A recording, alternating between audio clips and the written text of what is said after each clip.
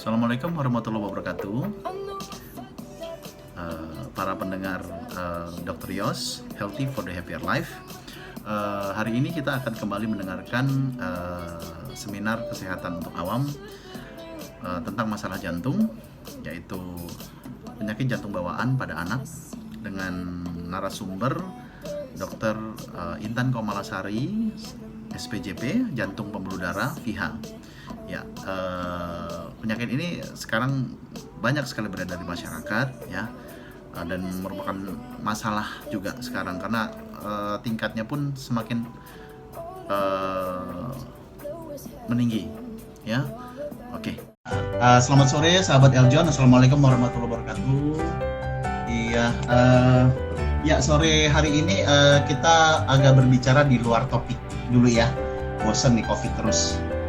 Tiap hari COVID ya. Ya, jadi kita mungkin kita yang agak biasa dulu. Ya, ini kita tentang jantung anak.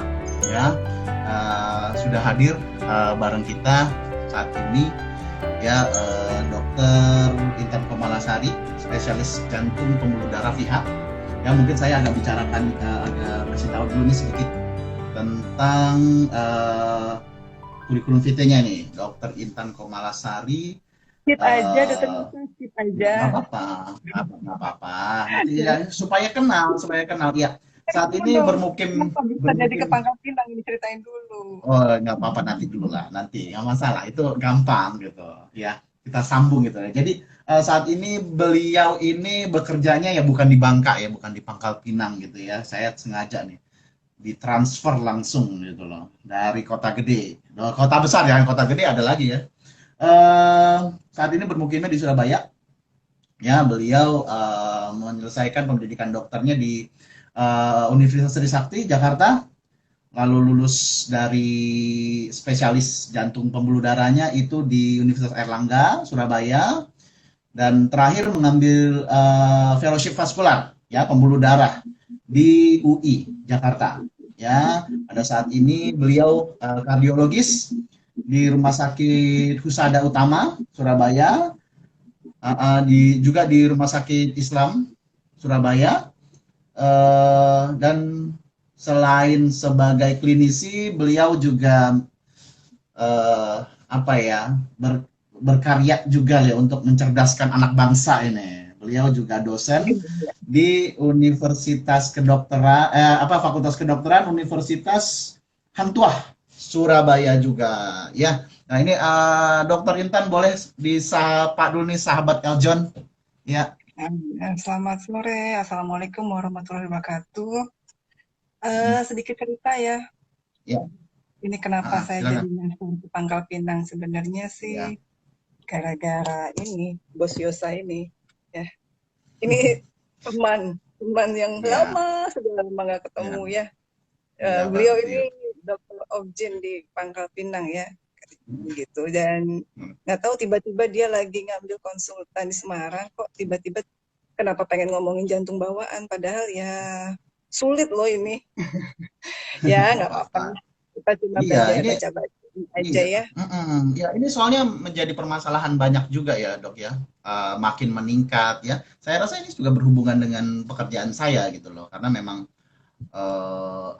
sekarang meningkat sekali penyakit jantung bawaan ini pada anak ini, dan ketahuannya pun sudah umur berapa, jadi tidak ada ini ya, tidak ada tindakan pencegahan. Sebenarnya kalau dari ilmu saya juga bisa dari intrauterin pun kita sudah bisa prediksi sih sebenarnya seperti itu. Ini kenapa jadi Dokter Intan yang lebih cocok jadi host daripada saya ya. Mancing. Kita balik saja gitu ya. Bagaimana kalau jadi host. Aduh. Oke. Sebelum kita mulai ya, jadi sore ini si talk show kita bisa diikutin melalui Radio Eljon sendiri, ada aplikasinya ya. Ada aplikasi interaktifnya di Radio Eljon. Terus bisa lewat Zoom ya, tapi saya khususkan buat nakes. Kalau yang di tenaga kesehatan, kalau yang di Zoom, lalu bisa langsung juga dilihat dari Instagram live-nya ya. Bisa dengan saya dari Dokter Dr_Yos atau Dokter Intan ya. Dokter Intan ini tadi apa ya judulnya Dokter Intan ini ya? Oh, Intan panggilan dulu, biasa, kuliah dulu. ya Intan, Intan Intan. underscore Kokom. Ya, nah itu bisa dilihat di situ juga ya. Kalau teman saya mungkin baru sedikit, tapi kalau Dokter Intan ini kita yakin sudah eh, mendekati Baimong lah ya, Apa followernya itu? ya. Gitu ya. Oke, Dokter Intan kita langsung aja ya. Jadi kalau ada pertanyaan nanti silakan bisa di Instagram Live langsung atau yang ini bisa tunjuk tangan ya, bisa raise hand di Zoom. Ya, oke kita mulai aja Dokter Intan Ya. membahas mengenai masalah penyakit jantung ya, yang sekarang udah banyak sekali nih saya bilang ya. Eh, nah jadi mungkin kita dahului dengan definisi dulu deh dok, ya definisi dulu ya, silakan dok. Nanti yang teman-teman lewat Zoom ya bisa membaca sedikit PowerPoint-nya ya. Nanti saya berikan lewat Dr. Yosa untuk yang teman-teman di Pangkal Pinang. Ya, penyakit jantung bawaan. Jadi beda dengan nanti pembagiannya dengan penyakit jantung anak. Kalau dari penyakit jantung bawaan apa sih?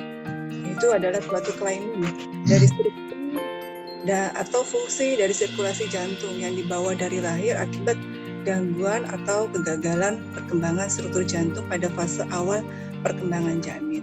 Yang benar, yang disebutkan Dr. Yosa benar sekali ya. Jadi angka kejadiannya lumayan dan sangat menyedihkan. Maksudnya menyedihkan begini. Putaran saya waktu PPDS yang paling sedih adalah putaran saat di pediatri anak. Pediatri anak yang khusus gangguan komunikasi. Jadi putaran pediatri saya memang tidak putaran khusus hanya untuk yang bagian komunitas ya.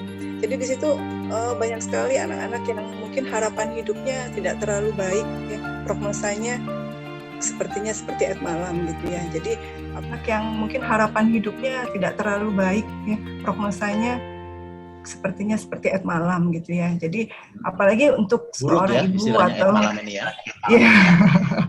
apalagi untuk seorang ibu atau bapak yang sudah memiliki anak ya. Jadi gimana rasanya? Aduh, sedih lihat anak-anak, aduh bayi baru lahir seperti ini ya. Jadi angka kejadiannya itu 8 sampai 10 bayi dari 1000 kelahiran hidup. Di mana 30%-nya gejalanya itu timbul pada minggu pertama kehidupan. 50%-nya meninggal pada awal bulan pertama kehidupan. Di Indonesia 200 juta penduduknya, di mana 30 ribunya terdapat penyakit bayi PJP ini. Ya, itu. Jadi kalau jadi kata kuncinya struktur atau fungsi sirkulasi jantung yang dibawa dari lahir, begitu, Dr. Yosa. Oke, kita lanjut atau belum apa-apa, saya udah ada dapat pertanyaan ya dok. Waduh. Ya, sebentar nih ya. Ini langsung nih dari di Instagram sendiri dari Ibu Okti Karnia nih kayak ini. Saya bacain sekarang aja sebelum kelupaan dok ya. Saya rasa juga ini dilihat dari sini sih agak berhubungan dengan yang berikut pertanyaan saya yang berikutnya. Jadi di sini dari Okti Karnia sama si Sylvia. Ini susah banget nih kalau ini. Penyebabnya apa ya dok? Dan apa yang harus dilakukan calon ibu untuk antisipasinya? Itu yang kedua dari Atix Bangka nih. Nah ini dari Bangka nih dok. Bangka ya. Apa saja gejala yang ada pada penyakit jantung bawaan? Monggo dok. Jadi silakan. Ya. Jadi sesuai urutannya tadi yang ditanyakan adalah gejala penyebabnya ya. Jadi penyebabnya adalah dari kemungkinan ibunya sendiri ya. Nah, ibu yang memiliki faktor risiko. Jadi faktor risikonya itu bisa berupa infeksi atau non infeksi. Contohnya misalkan yang infeksi pernah kena rubella atau tokso ya. Kemudian yang non infeksi apakah ibunya minum konsumsi obat yang teratogenik ya seperti mungkin thalidomid, kemudian apakah pekerjaan yang berhubungan dengan polutan ya di pabrik, atau ibu yang mungkin perokok aktif, atau suatu ibu yang memiliki gejala diabetes yang tidak terkontrol. Jadi itu bisa ya. Kemudian tidak hanya itu, penyebabnya juga bisa karena genetik. Genetik ini yang sulit dikendalikan karena sebenarnya penyakit ini pun tidak sepenuhnya dapat kita hindari karena bisa saja kecolongan ya, karena kita tidak tahu kalau genetik ini. Nah, dari genetik ini akan menyebabkan gangguan intrauterin sehingga embriologi atau pembentukan organ jantungnya terganggu ya. Nah, gimana gejalanya? Gejalanya itu bisa tidak bergejala atau bisa sampai timbul gejala ya, atau asimptomatik atau sehingga hampir timbul jadi simptomatik. Pasti tanda awal mengenalinya kalau untuk bayi-bayi kita bisa lihat dari baru lahir misalkan kondisi dari bayinya sendiri. Pasti dokter kandungan juga bisa melihat pada saat bayi ya, itu dilihat oh nangisnya kok Apgarnya berapa ya, kemudian tanda-tanda biru saturasinya bagaimana. Nah kemudian itu bisa dari awal kalau memang itu sudah yang berat atau yang biru ya kalau kelihatannya. Namun kalau yang lahir baik-baik saja, kemudian sudah mulai masa usia bayi 1 bulan, 2 bulan gitu ya. Nah dia kok tidak adekuat menyusui ya. Nah kemudian nyusunya tidak adekuat, kemudian sering mengantuk, sering menangis. Nah itu sudah mulai mungkin ada tanda-tanda atau sering batuk pilek ISPA ya.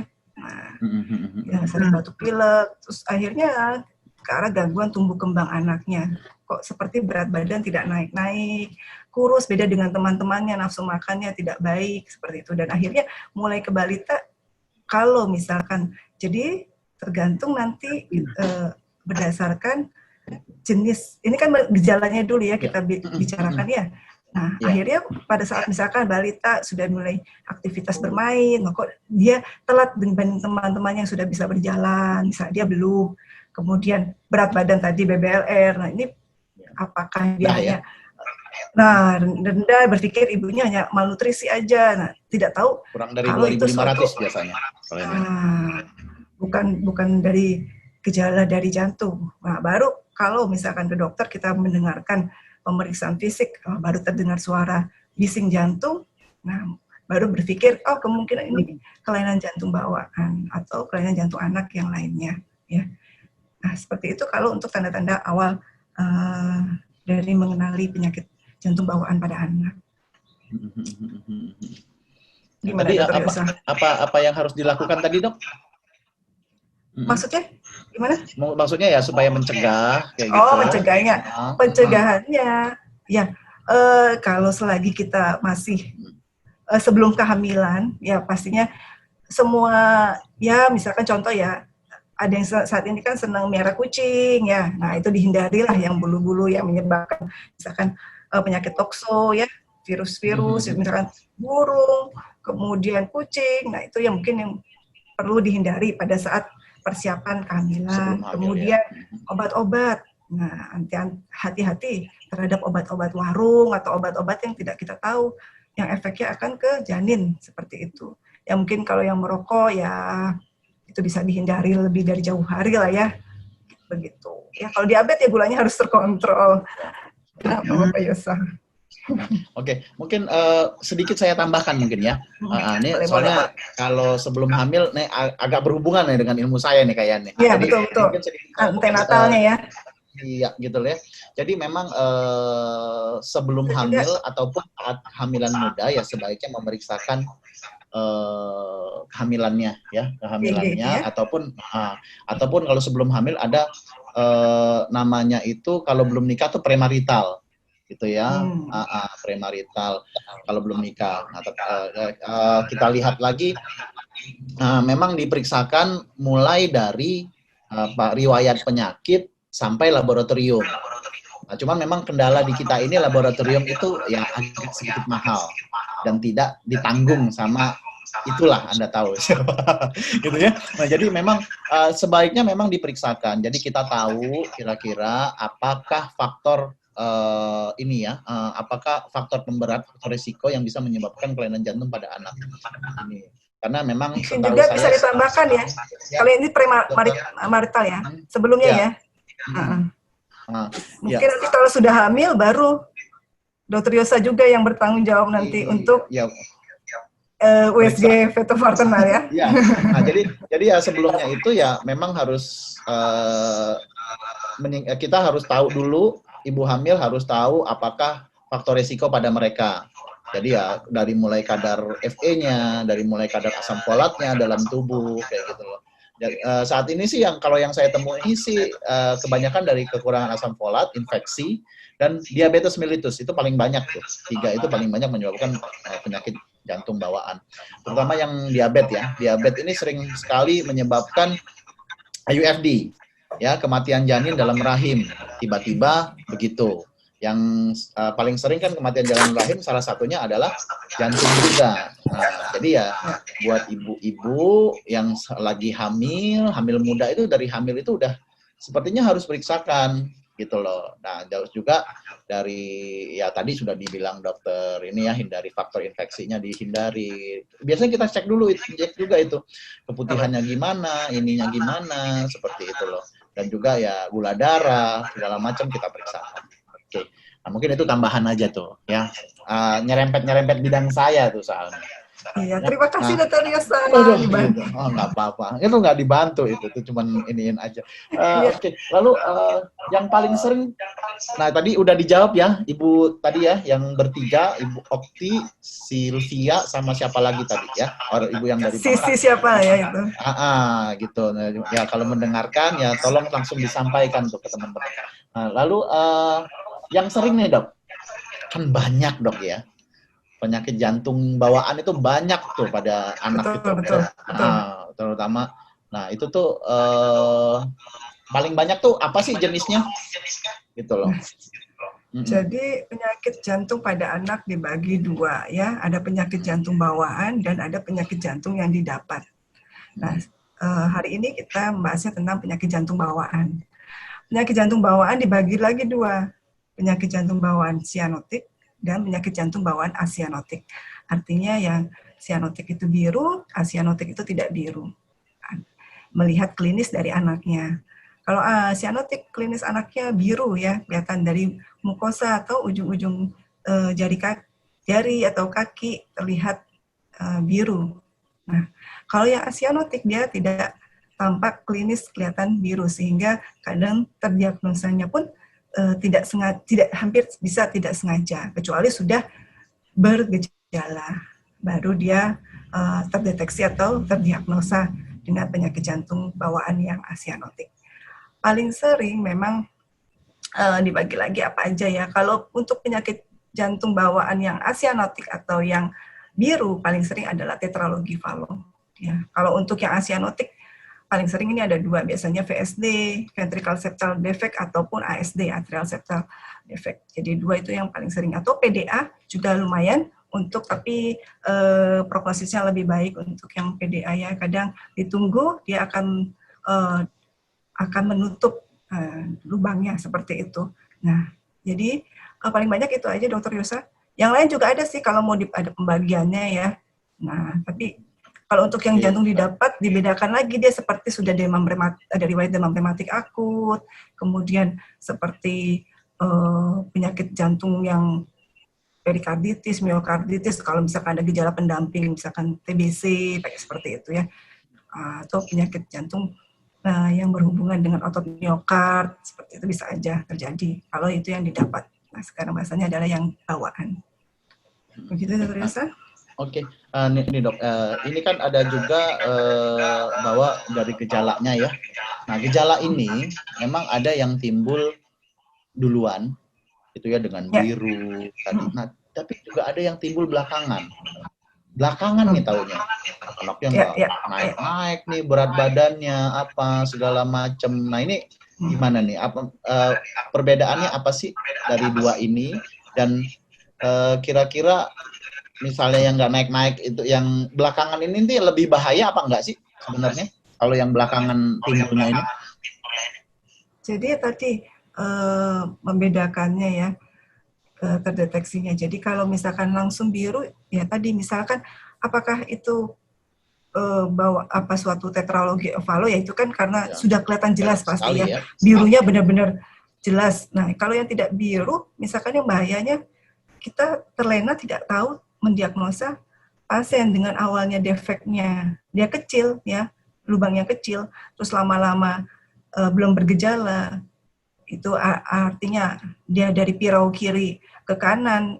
Nah, itu masih dengan lubang kecil, lama-lama dia lubang semakin besar, sehingga berbalik arah dari pirau kanan ke kiri, namanya Eisenmenger. Sehingga itu baru timbul adanya biru, yang tidak biru bisa jadi biru, begitu ya. Nah, itu yang sangat disayangkan kalau kita tidak bisa mendiagnosa dari awal. Beda lagi untuk yang memang dari awal bisa terlihat yang langsung biru, gagal nafas ya, atau desaturasi. Nah, itu biasanya sudah kita curiga memang apakah itu suatu tetralogy ovalo atau bisa suatu common mixing ya. Banyak sekali jenis-jenis tipe-tipe yang memang cyanosis atau stenosis dari pulmonal ya, ada obstruksi dari aliran darah paru.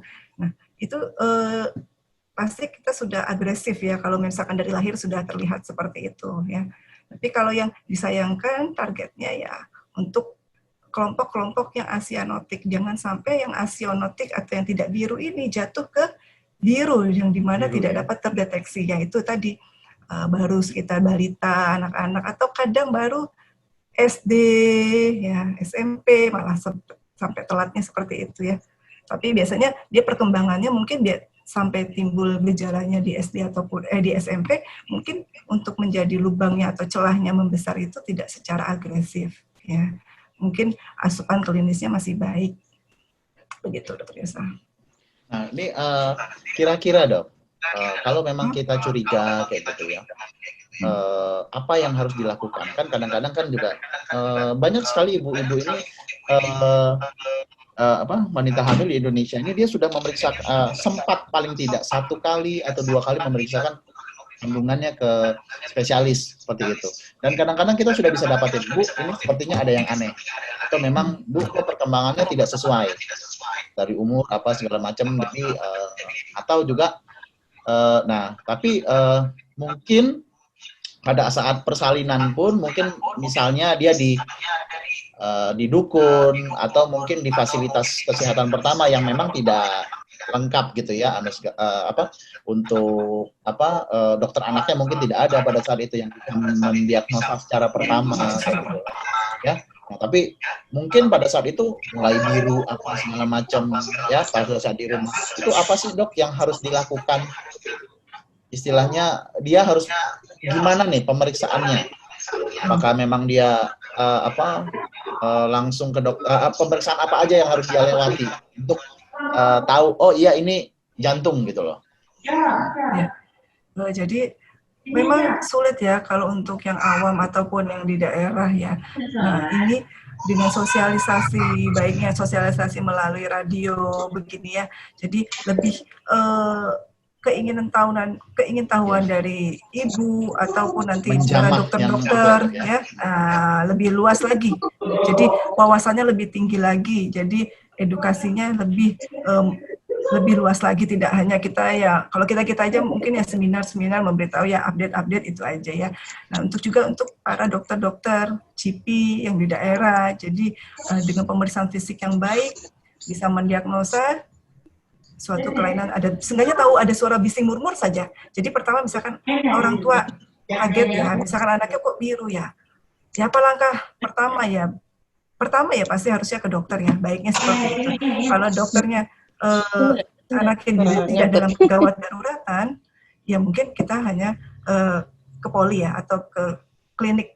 Tapi kalau dengan adanya kegawat daruratan dengan sesak dan biru, kemudian posisi anaknya pun juga misalkan kalau anak-anak seperti squatting, seperti duduk dengan tangannya melingkar di kedua kaki ya, itu tanda-tanda itu sudah jelas itu ada penyakit jantung bawaan. Nah, larilah harusnya ke UGD ya, gawat darurat kalau memang pastinya kalau gejalanya yang berat. Itu yang pertama, itu yang harus dilakukan. Nah, nanti dari situ kalau misalkan gejalanya tidak terlalu berat dari lewat poliklinik akan diperiksa oleh dokter. Nah, dari sini dokternya juga pastinya harus pintar-pintar bisa mendengar. Seenggaknya ada suara bising jantung aja ya. Nggak tahu itu misalkan murmur sistolik, apakah murmur diastolik, mungkin nggak apa-apa. Yang penting sudah mendengar suara bising, nah baru merujuk ke dokter jantung di kota tersebut, seperti itu. ya kalau melalui poliklinik. Kalau melalui gawat darurat ya pastinya butuh penanganan sesegera mungkin. Apakah dia harus melakukan pembedahan kecil atau melakukan pemberian obat-obat terapi yang selama ini tidak didapatkan pada anak tersebut. Gitu. Oke dok. Nah tadi dokter membahas sedikit tentang kondisi gawat darurat, ya, dok ya. Betul. Nah ini saya lihat pada di sini ada kegawatan pada penyakit jantung yang biru dan yang biasa ini. Ini bagaimana nih dok? Jadi paling sering ya saya ingat prof saya kalau ngajar, dia itu punya CCTV kalau dia di polikliniknya. Dari CCTV, mungkin Dr. Yosa habis ini punya CCTV ya. Jadi ibu-ibu mana yang mau cepat melahirkan, yang ngeden-ngeden udah, wah didulukan ini panggilan yang ada saya dituntut dok, kalau begitu. Bukan, di ruang tunggu, Oh gitu ya, di ruang tunggu ya. Oh iya, kalau di ruang partus nanti dituntut soalnya betul. meliputi daerah yang tidak boleh diumbar-umbar begitu. Ya, maksudnya di ruang tunggu dilihat nih. Nah, di ruang tunggu beliau cerita ini, wah kok ada anak-anak yang jongkok, ada anak-anak yang sudah mulai posisi duduknya jongkok ke lantai dan jongkoknya tangan memegang squatting ya namanya ya. Jadi nah itu sudah mulai tanda-tanda kegawatan. Biasanya anaknya tuh nangis gelisah, terus nangis terus ya, nggak berhenti. Sehingga pas saat nangis itu birunya makin bertambah. Kemudian lemas ya. Kemudian pasti ya detak jantungnya pasti cepat ya. Dan kadang beberapa detik atau beberapa menit atau sampai beberapa jam bisa timbul sampai kejang. Nah, ini harus yang kita kenali karena komplikasinya serius, bisa sampai ke kematian dan cerebrovascular disease ya. Itu yang paling dikhawatirkan. Nah, itu kita harus apa yang harus kita lakukan? Nah, itu otomatis anak itu punya daya feeling sendiri dia dengan melakukan squatting gitu ya, dengan punya feeling sendiri. Nah, posisinya ini ada seperti gambar yang mungkin seperti namanya sih knee chest position atau seperti orang lagi sujud ya. Nah, seperti meninggi gitu. Nah, itu. Nah, saat menggendong kalau itu anak-anak ya. Kalau anak dewasa ya kita lihat kita suruhkan posisi seperti itu kalau anaknya tidak mengerti. Tapi itu biasanya mereka sudah otomatis sebagian besar ya mengambil posisi seperti itu anaknya. Karena feeling, kenapa anak ini sering posisi seperti ini sih? Nah, kita berpikir ada apa sih anak ini gitu kan. Nah, kalau yang tidak mengerti, mungkin kalau yang mengerti, oh iya ini adalah posisi untuk menurunkan tekanan vaskular resistensinya ya. Itu sehingga agar peningkatan darahnya, sistem venous return-nya agar meningkat. Sehingga karena dia kekurangan oksigenasi atau darah ke perifer, begitu, Dr. Yosa. Ya. Oke. Nah, ini mungkin sedikit pertanyaan lagi nih dok dari Instagram, bahwa apakah semua kelainan jantung itu pada jantung bawaan itu harus dioperasi? Karena memang juga banyak pasien saya yang begitu melahirkan apa segala macam ya tindakannya memang harus operasi, tindakannya harus ini. Apakah ada nggak yang bisa sembuh sendiri atau dengan hanya obat-obatan saja? Ya, silakan dok. Ini kembali lagi ke kasusnya sebagai apa? Maksudnya begini, kalau misalkan tadi gini ya, jadi kita harus membedakan. Perbedaannya adalah kalau untuk yang tidak biru itu tergantung dari besar lokasi dari defeknya ya, lubangnya atau dari tahanan vaskular parunya, karena itu saling berhubungan antara dari aliran dari piro kiri ke kanan ya. Ada beberapa anak dari kecil sampai usia tua ya tetap saja ukurannya sekecil itu aja defeknya. Misalkan ASD tadi ya atau VSD ya, lubangnya itu kecil saja sampai besar. Mungkin saat itu orang tuanya memberikan asupan nutrisinya yang agresif ya, dan atau tumbuh kembangnya juga diikutkan tumbuh kembang yang baik pada anak. Jadi protein tinggi, atau pada saat anak misalkan tidak mau makan atau minumnya sampai berat, dia memasangkan suatu NGT ya, apabila dia tidak bisa sampai makan minum yang adekuat begitu. Nah, Kalau beberapa kasus misalkan tumbuh kembangnya masih baik, ya lokasi besarnya lubangnya itu kecil dan tidak membesar, kemungkinan bisa tidak operasi kalau dia asimptomatik ya. Nah itu kan bisa diukur. Sekarang juga ada tindakan yang tidak melalui operasi besar, ya. Jadi melalui kateterisasi ya. Jadi ada misalkan PDA. PDA kita ukur lewat angiografi itu ya, DXRL namanya ya. Kita ukur berapa celahnya. Apakah kita lakukan ini ada indikasi atau tidak dilakukan operasi ya. Kalau masih bisa dilakukan penutupan, nah itu namanya ada alat seperti payung atau jamur ya, mungkin kita mengilustrasikannya, menutup celahnya itu, seperti VSD atau ASD juga begitu. Kalau memang dinding tepi-tepi antar celahnya itu kuat untuk kalau kita lakukan penutupan.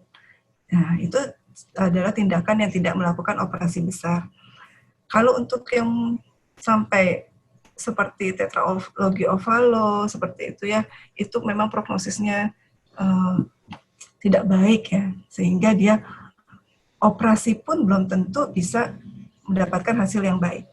Di operasi pun kadang sulit karena ada kontraindikasi. Apabila tekanan parunya yang tinggi merupakan suatu tanda-tanda kontraindikasi atau sudah terjadi sindrom Eisenmenger atau di mana aliran darahnya tidak dari kiri ke kanan tetapi kanan ke kiri, right to left, itu merupakan suatu kontraindikasi untuk dilakukan koreksi. Nah, seperti itu, Dr. Yusuf. Jadi memang gampang-gampang susah, ya. Bukan gampang lagi, memang susah kalau menurut saya, ya. Sulit gitu ya. Ini memang levelnya sudah yang rumah sakit tipe A, ya. Tipe A atau rumah sakit pendidikan yang sudah dapat melakukan tindakan-tindakan operasi besar. Kalau rumah sakit biasanya kita lakukan rujukannya, dan itu pun antriannya tidak sedikit, antriannya lumayan panjang, dan nanti berubah lagi anaknya tambah besar belum dipanggil waktunya. Nah itu sama saja permasalahan untuk melakukan tindakan operasi besar kalau operasi besar. Tapi kalau ukuran dari lokasinya, celahnya, defeknya itu masih kecil, mungkin bisa kita lakukan yang melalui angiografi atau operasi yang kecil ya, kalau kita ngomong bahasanya awamnya ya, bukan operasi besar yang harus ada pembelahan atau melalui bypass ya, seperti itu Dr. Yasa.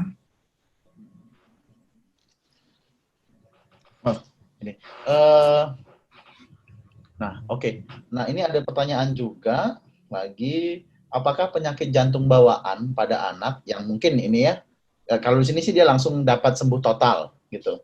Mungkin ini setelah mungkin tadi yang mungkin bisa kita bedakan yang tadi yang kecil ya, yang mungkin defeknya itu kecil, ataupun yang memang besar yang butuh operasi kayak gitu loh. Ini kalau setelah mendapat penanganan, anak ini bisa sembuh total nggak sih, Dok? Istilahnya memang dia bisa pertumbuhan berat badannya baik, mungkin saya rasa sih kalau yang yang sifatnya daya tangkap segala macam mungkin bisa lah ya.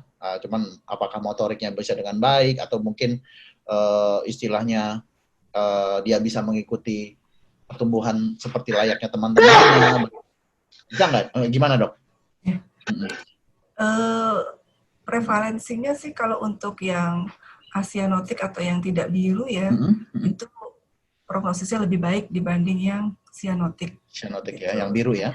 Ya, jadi beberapa saudara saya sendiri atau beberapa pasien yang kami ikuti waktu PPDS sampai sekarang masih say hello kadangnya, karena kan kedekatan antar waktu zaman PPDS adalah kita memberikan nomor handphone ya, memfollow up pasien, nah gitu kan, membuat kasus. Jadi kita beberapa kadang masih say hello dengan beberapa pasien, dan itu beberapa pasien sampai dia hamil pun bisa ya. Beberapa misalkan dia waktu itu waktu itu dia itu usia berapa ya? Ketahuannya 16. Tapi ini seperti ASD atau VSD itu jangan. Karena ukurannya kecil dia dilakukan penutupan ya. Nah, jadi dia VSO gitu ya. Jadi diberikan pemberian occluder gitu seperti ditutup ya. Nah, itu dia kejadian kesembuhannya baik dan bisa sampai hamil atau melahirkan. Nah, itu nanti adalah bagaimana kerjasama antara dokter jantung dan dokter kandungan pada saat misalkan dia seorang wanita yang ingin hamil. Nah, itulah kasus yang sering terjadi ya. Nah, ini kita kembali lagi, kita mau berperang atau berteman, Dokter Yosa? Ya, ini ya. Kita harus menjadi tim ya. Nah, tim bagaimana pastilah ya, karena kan memang sulit. Nah, kita harus menjadi tim yang solid. Bagaimana dari awal antenatalnya, persiapan pada saat dengan riwayat penyakit jantung bawaan dan hamil. Nah, itu misalkan. Ada juga misalkan sepupu saya sendiri, dia PDA ya. Dia usia, ingat saya waktu itu dia usia SD, kayaknya ditutup ya. Nah, melakukan tindakan ado. Dia sampai sekarang malah tinggi sekali ya. Apa saya juga kaget apa dia Marfan, jadi Marfan syndrome? Enggak juga ya, enggak kok. Enggak, dia jadi maksudnya pertumbuhannya tidak kecil, dia malah lebih tinggi dari saya, tinggi, dan dia sekolahnya berbakat, maksudnya baik di kelas, maksudnya sampai pun sekarang mau masuk kuliah ya. Nah, itu tidak mengalahkan, jadi tidak berkembang begitu kalau untuk kasus-kasus yang asianotik. Tapi kalau ya itu dia tadi, kalau asianotik menjadi sianotik, nah itu yang terlambat. Nah, itu hati-hati, yang sudah mungkin prognosisnya lebih jelek dibanding yang asianotik yang kita sudah koreksi ya. Itu prognosisnya lebih baik dan bisa insya Allah berkembang seperti anak lainnya. Hanya perbedaannya mungkin pada saat olahraga ya. Olahraganya tidak seperti yang berat ya, mungkin yang ringan ya, seperti jalan, sepeda, renang mungkin masih diperbolehkan ya. Bukan olahraga yang seperti basket ya, tenis atau yang membutuhkan lari ya, yang kompetitif mungkin itu tidak disarankan. Ya, yang kompetitif gitu, ya, yang olahraga kompetitif yang mana dia ya. Dok ya. Oke.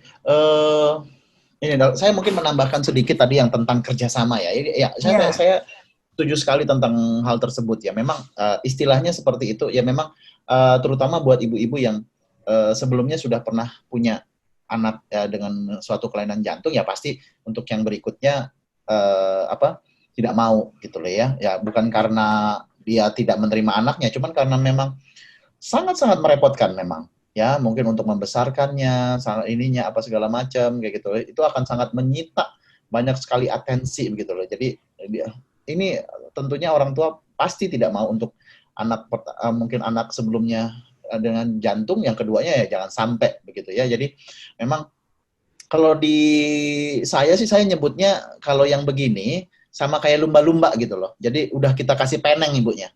Kita kasih penanda. Oh iya, ibu ini dengan kelainan jantung, seperti itu, dengan kelainan jantung. Nah, biasanya memang untuk untuk nutrisinya lebih kita jaga, mikronutriennya lebih kita liatin. Biasanya sih saya mengonsulkannya dengan dokter gizi juga, cuman di Bangka nih nggak ada dokter gizi. Kemarin katanya baru 1 ya, jadi dokter gizi juga, laboratoriumnya diperiksa juga istilahnya. Nah, biasanya juga untuk ANC-nya, antenatal care-nya, pemeriksaannya, biasanya sih kalau ibunya punya rezeki, saya suruh untuk ke konsultan yang lebih tinggi, feto maternal namanya. Biasanya saya suruh ke Jakarta atau ke Palembang. Kebetulan di tempat saya nggak ada nih, Dok. Kalau mungkin dokter di Surabaya enak, tinggal kita konsul aja apa segala macam. Nah, saya sih memang terbatas yang punya rezeki lebih aja, istilahnya yang tingkat ekonominya mungkin menengah ke atas, bisa kita suruh, ibu ke kota besar dulu untuk periksa, nah untuk dilihat jantungnya, karena memang istilahnya untuk melihat kelainan jantung yang lebih kecil malah lebih susah ngelihatnya. Kalau yang gede-gede gampang gitu ya. Gampang kelihatannya ya, yang gampang asimptomatik, yang kecil-kecil gitu. ini Yang kecil-kecil ini yang kita susah ngelihatnya kalau pada saat di dalam. Nah, lalu juga nah di sini poinnya, kalau memang kita sudah terdeteksi, oh iya ini ada penyakit jantung, nah biasanya kita sudah konsultasikan ke ke dokter jantung. Untuk apa? Untuk mempersiapkan persalinan. Jadi jangan sampai bayi itu lahir dengan sedikit kekurangan gitu loh. Istilahnya mungkin pada saat itu dia sempat biru, sempat apa, diusahakan jangan sampai biru. Kalau kita sudah terdeteksi, oh ya ini pertama, sudah kita konsulkan. Jadi dia tidak sempat punya waktu untuk punya defek yang memberatkan begitu. Jadi yang bayinya juga ya istilahnya itu tadi, mungkin yang seperti saudaranya Dokter Intan tadi, dia dapat penanganan cepat gitu loh, jadi nggak sempat Karena kebetulan waktu itu ayahnya seorang PPDS anak, cocok ya. Oh iya, cocok ya, jadi iya cocok makanya. Calon dokter spesialis Jadi, anak ya.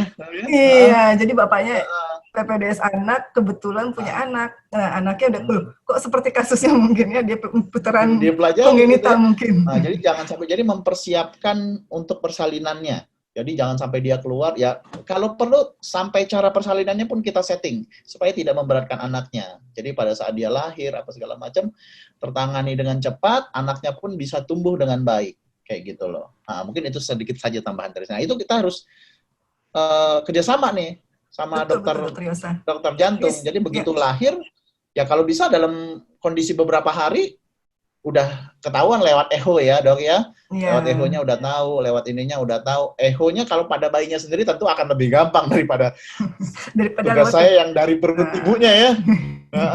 Ya karena ya itu juga kita harus lebih ini ya. Makanya nih untuk di Bangka nih mungkin pendengar yang di Bangka nih bisa agak teken nih pemerintahnya buat nyekolahin kita ya, yang dokter objeknya untuk jadi konsultan fetal maternal. Ya, yang ada nih baru calon apa? Doang. Yang untuk fetal maternal belum ada deh. Yang mana ya, para pendengar ya yang di Bangka ya. Mungkin bisa jadi, disuruh. Dr. Yosa, alhamdulillah kalau di Surabaya memang POGI dan Perkinya pernah bikin pertemuan ya untuk bagaimana membahas pada ibu-ibu yang dengan kelainan jantung ya, tapi mungkin yang anaknya kelainan jantung atau ibunya dengan kelainan jantung? Ibu untuk persiapan ibu ya?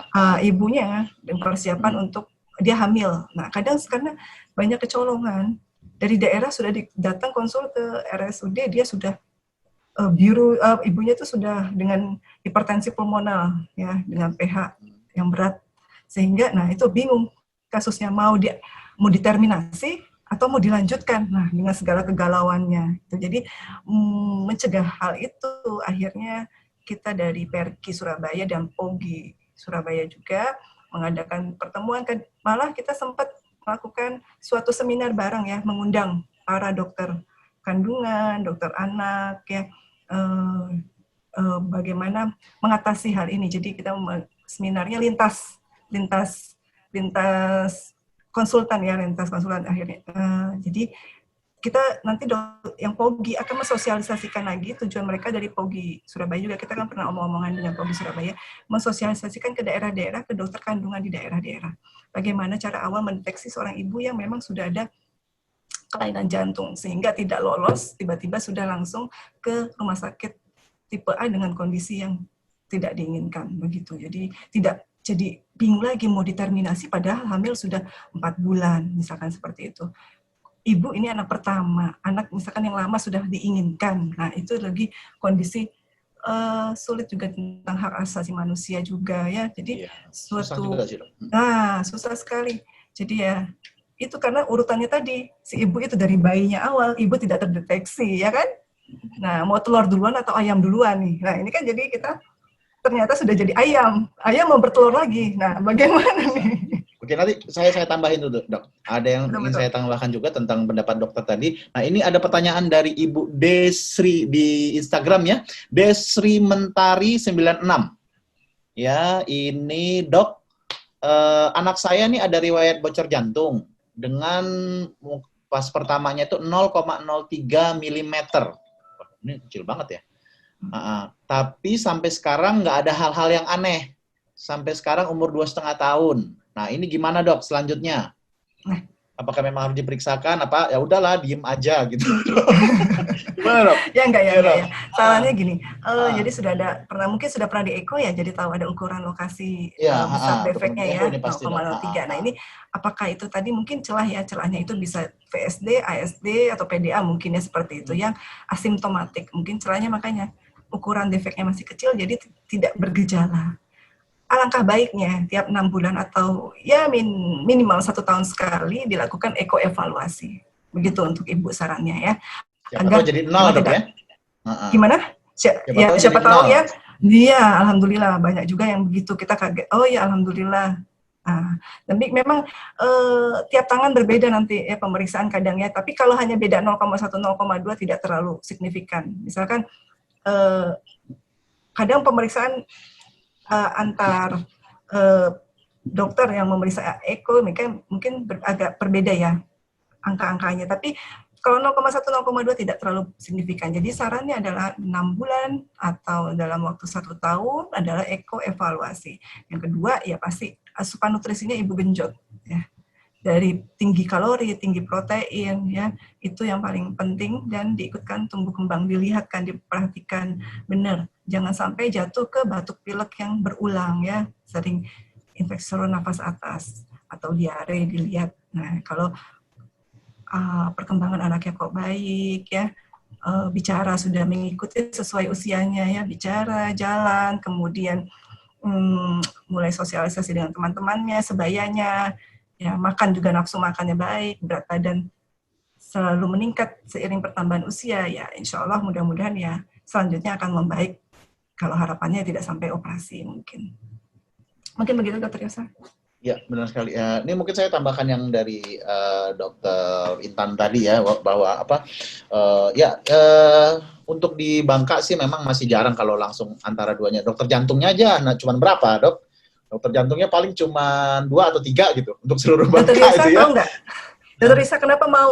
Sebenarnya paling nggak mau loh ikut-ikut gini. Karena siapa tahu diundang nanti ke Bangka Belitung beneran, soalnya belum pernah ke Babel ini. Iya dong, harus dong. Kalau Dokter Intan tuh pasti kita undang nanti setelah COVID mereda tentunya. Setelah COVID mereda dan selesai, fair selesai ya, fair Semarang selesai. Nggak usah sampai fair selesai udah diundang gitu dok. Oke. Ya, jadi kita ini ini mungkin karena menyangkut ibu hamil yang dengan penyakit jantung ya, ini benar sekali gitu. Kalau kita sih dari kita yang jadi dokter kandungan itu kalau bisa ini ibu nggak hamil lagi gitu loh ya. Jadi memang tapi seperti tadi ini hak asasi manusia itu udah susah sekali kita kalau ibu dengan jantung itu ya, ini karena sangat memberatkan ya, sangat memberatkan. Nah kita sendiri di Rumah Sakit Provinsi Bangka Belitung sih ya sudah pernah beberapa kali kasus ya. Kemarin barusan teman sejawat saya yang objin dia kerjasama dengan dokter jantungnya pada epikarditis kalau nggak salah saya, dengan ada cairan juga di jantungnya, jadi sambil SC sambil fungsi gitu ya, kalau udah sambil ya gitunya efusi perikardnya disedot sambil ini sambil di SC itu. Nah, jadi ya memang untungnya kita di daerah ini juga terangsang gitu loh untuk bisa melakukan yang lebih, bisa melakukan walaupun ya memang untuk di beberapa orang memang dengan kadang-kadang kita kompetensinya belum ini, tapi nggak apa-apa dok, maksudnya kita kan tapi lebih berani kalau daerah tuh salut ya, loh. Kita adalah orang lebih, terakhir soalnya di situ.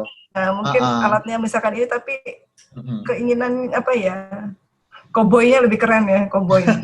Ya nggak koboy lah dok, tentunya dengan iya pastilah dengan modal ilmu, maksudnya ya, keinginan maksudnya keberaniannya lebih tinggi dibanding kita jadi pemalas kalau yang di kota kadang. Iya, nah mungkin menyinggung tadi rumah sakit tadi ya, mungkin ada pertanyaan juga ini, apakah rumah sakit di Bangka Belitung telah memiliki metode dan alat-alat medis yang mumpuni untuk penyakit jantung bawaan pada anak? Oke, mungkin ini saya yang jawab ya, soalnya Dokter Intan ini nggak tahu dia. Mungkin tahu, maaf ya. Mungkin karena saya ini aja baru tahu Bangka Belitung ini. Sebelumnya nggak tahu, tahunya kota-kota besar doang. Oke, jadi untuk Bangka Belitung ya, kita memang dokter jantung sih sudah ada kita ya. Ada 2 malah, ya yang satu lagi sekolah nih dok, jantung anak lagi, kebetulan alhamdulillah. Ya, lagi ngambil fellow jantung anak atau konsultan jantung anak. Nah, terus yang satu lagi adalah konsultan intervensi malah, ya untuk istilahnya Dokter Surya namanya ya, itu saya sebutin aja dok ya, nggak apa-apa ya dok. Ya untuk kateterisasi jantung ya, pada penyumbatan pembuluh jantung, pada penyumbatan pembuluh darah jantung. Nah, beliau udah ini ya banyak sekali melakukan tindakannya.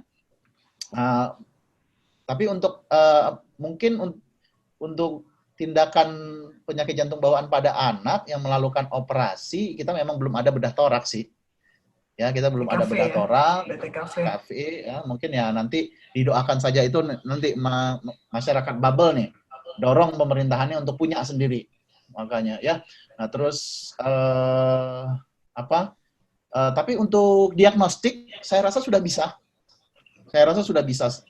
banget ya, karena echo sudah ada seperti itu. Sebentar lagi konsultan Intervensi jantung juga sudah anak balik. sudah Juga nanti kan selesai DXRL jadi ya, bisa lakukan tindakan juga. iya bisa lakukan Iya. tindakan mungkin yang Insya seperti Allah itu. lah. Ya Pasti. mudah-mudahan lah dok ya. Coba saya tanya dulu ini dari radio. Halo Mas. Halo. Iya, soalnya dokter Yosa ini kalau udah ngoceh ya bisa 5 jam Ya nggak sendiri berhenti dari itu ya. zaman kuliah dulu ya. Nah, jadi tolong Makanya, ya waduh ini jangan buka kartu radio gitu ya. Eljon. Halo Mas. Halo. Ini ditinggal pergi nih. Ya, Iya, Mas? kayaknya ditinggal pergi. Masnya makan siang dulu ya, makan sore dulu nih, kayaknya ya. Halo, Eljon? Halo? Soalnya dokter Yosa ada di Semarang, Eljonnya ada di Pangkal Pinang, saya ada di Surabaya. Bagus. Dan teman-teman saya ada di mana? Nggak tahu juga ya. Iya. Di Surabaya Nah, ini ada, mungkin di dari Jakarta ada. mungkin dari sebentar saya lihat dulu. Maksudnya nanti kita mendahulukan. Sudah 4:30 loh. Oh iya ya. Ya. Oke. Ini itu terus saya lihat dulu ya, masih ada pertanyaan apa enggak? Ini mana ini kok nggak ada? Nih dari ini mungkin ada pertanyaan? Gimana? Dari Zoom, ya, nah dari Radio Eljan. Oke, Mas, ada pertanyaan Mas? Ada yang sudah kirim dari pendengar? Kalau dari pendengar sih sampai sekarang belum ada sih. Soalnya habis dengar dokter sama cerita sama dokter Intan juga tadi. Ini udah terjawab semua ya dari percakapan gitu ya. Sama dokter Intan. Oke, mungkin ini ada satu nih sebentar nih. Oke, Dok. Tadi olahraga sudah dijawab tadi dok ya? Ya sudah dijawab tadi ya. Tadi ya, yang mungkin saya ulang aja di sini yang sifatnya kompetitif lah ya, jangan ya. Istilahnya yang mungkin yang santai-santai aja begitu ya, yang seperti sepeda, tadi golf bisa lah Bu. Mungkin golf bisa gitu ya. Jalan, renang, seperti itu ya. Catur ya, olahraga catur. Berat. Sambil jalan ya dok, sambil jalan.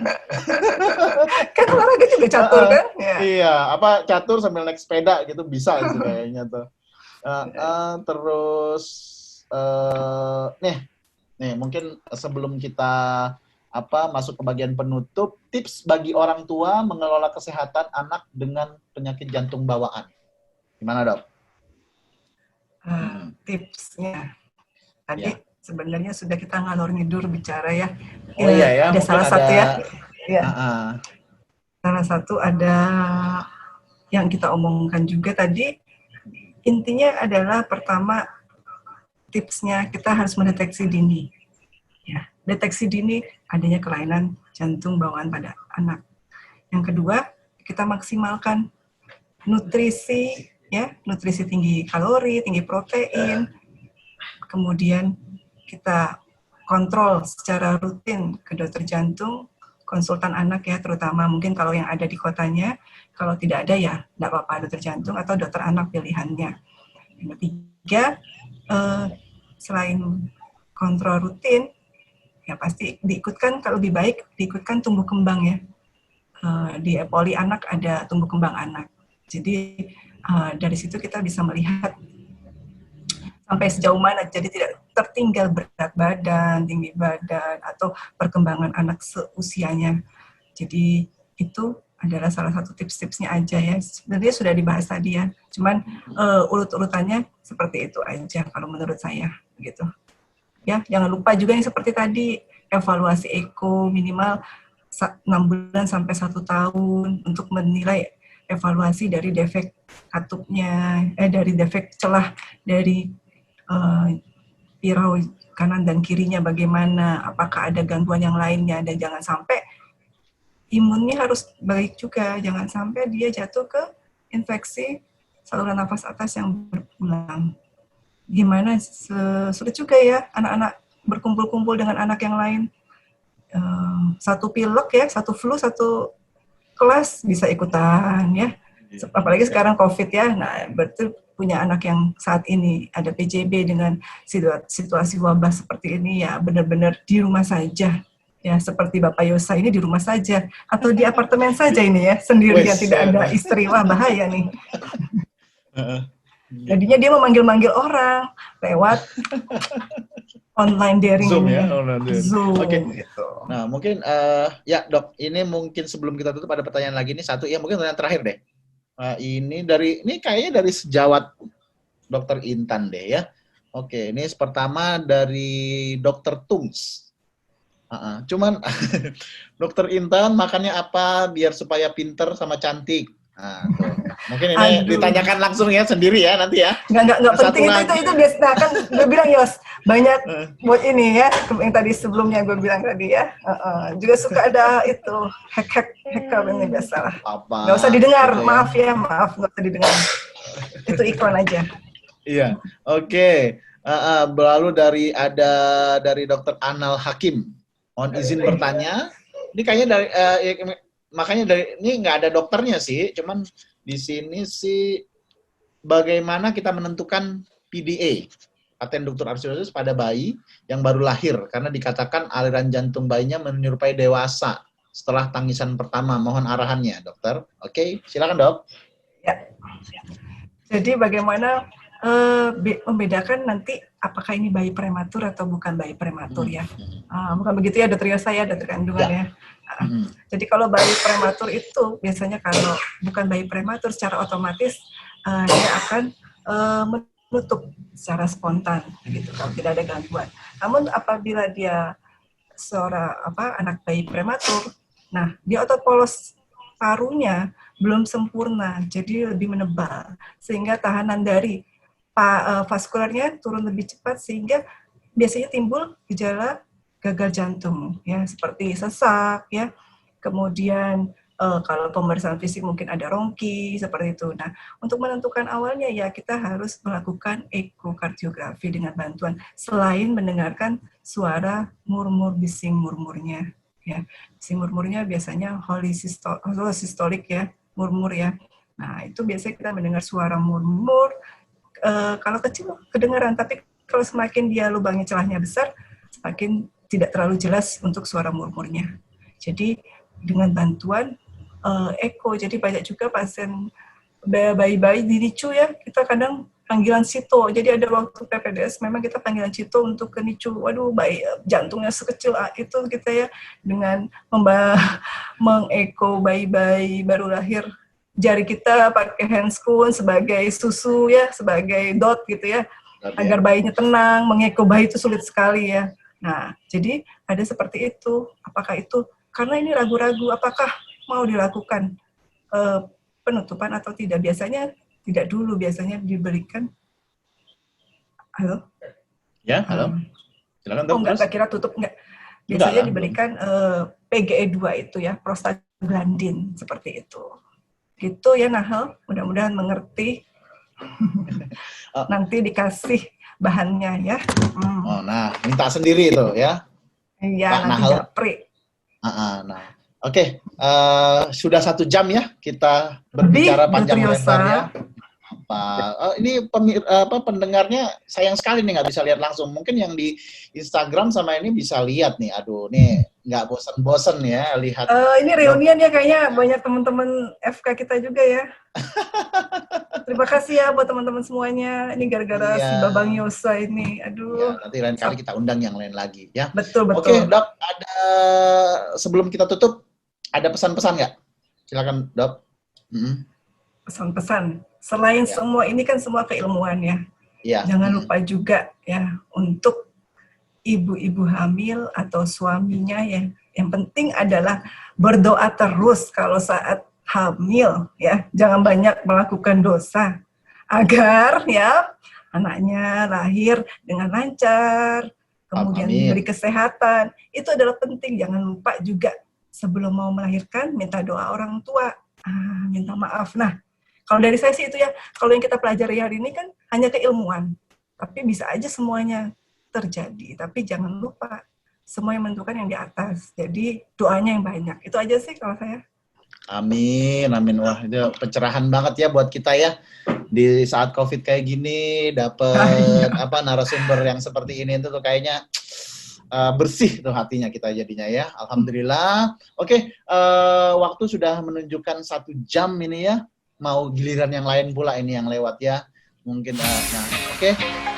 Dokter Intan, terima kasih. Semoga sukses terus di sana ya, sehat terus. Surabaya lagi doakan tuh kota Surabaya ya. Doakan kami di Surabaya. Seluruh Indonesia lah mendoakan Surabaya dan doakan kami juga dok di Bangka saling mendoakan hijau kita. Alhamdulillah sudah hijau, hijau ya. Mudah-mudahan nggak nambah lagi, nggak makin incam ya. Tapi tetap seluruhnya istilahnya tetap patuh peraturan. Peraturan normal, social distancing, bersih diri atau segala macamnya, tetap patuh peraturan ya di Bangka maupun dimanapun. Oke, Dokter Intan, di sini saya tutup ya. Dokter Intan sukses selalu, sehat. Assalamualaikum warahmatullahi wabarakatuh. Waalaikumsalam warahmatullahi wabarakatuh. Terima kasih Dokter Intan. Terima kasih Dokter Yosa undangannya. Iya.